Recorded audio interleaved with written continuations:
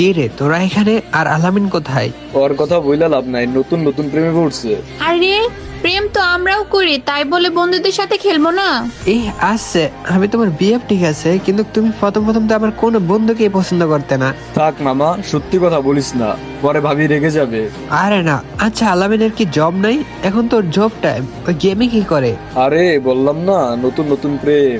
আরে দূর, নতুন নতুন প্রেম কি? প্রেম প্রেমের জায়গায়, ওই বিদেশ গেছে ইনকাম করতে, আমরাও তো চাই না ওর ক্ষতি হোক। আরে মামা বলিস না, ওরে আমি ইনভাইট দিছি, আমার ইনভাইট ধরেই না।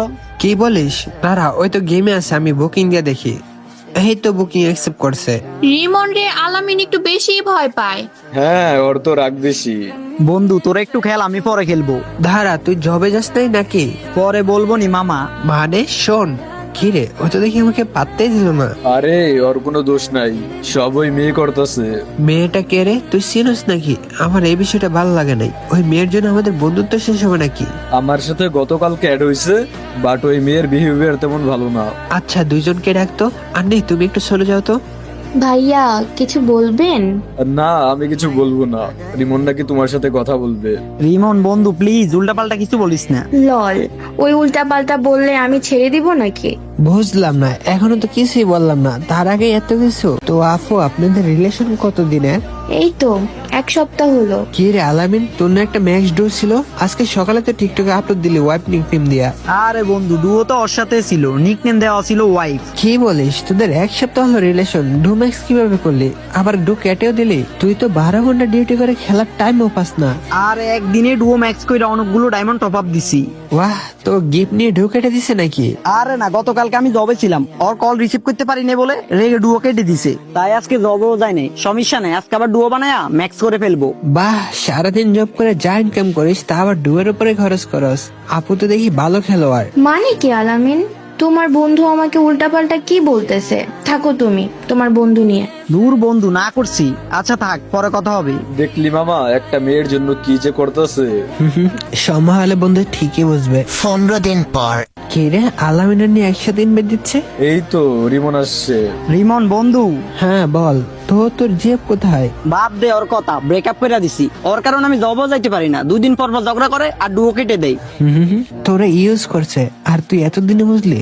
আচ্ছা দাঁড়া তো, তোর জিএফ মেবি আমাকে ফ্রেন্ড রিকোয়েস্ট দিছে। দেখ তুই কি বলে। ধারা, ওর গ্রুপে ডাকতে আছে।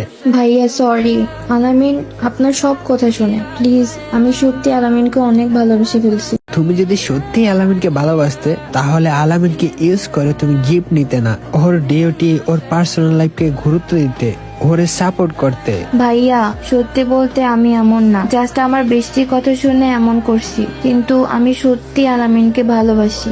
তোমার বেস্টি এমন কি বলছে শুনি? ভাইয়া আলামিনের ইউআইডি আমার বেস্টি আমাকে দেয়, তারপর বান্ধবী ওরা অ্যাড দে, বিদেশ থাকে, শুধু একটু পটাবি, দেখবি তো ওরা টপ আপ নিয়ে বেড়া খেতে হবে না।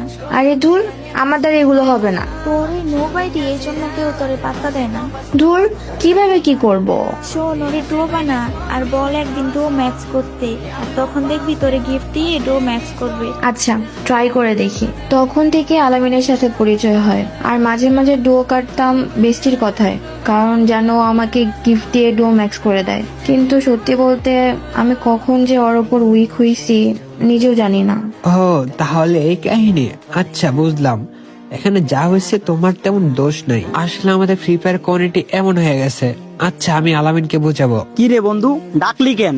বন্ধু শোন, ওর কোনো দোষই নেই, ওরে ওর বান্ধবী বুঝছস বন্ধু, এখন থেকে ওই তোর সব কথা শুনবে। হ্যাঁ Alamin, I am sorry, love you please. Love you two.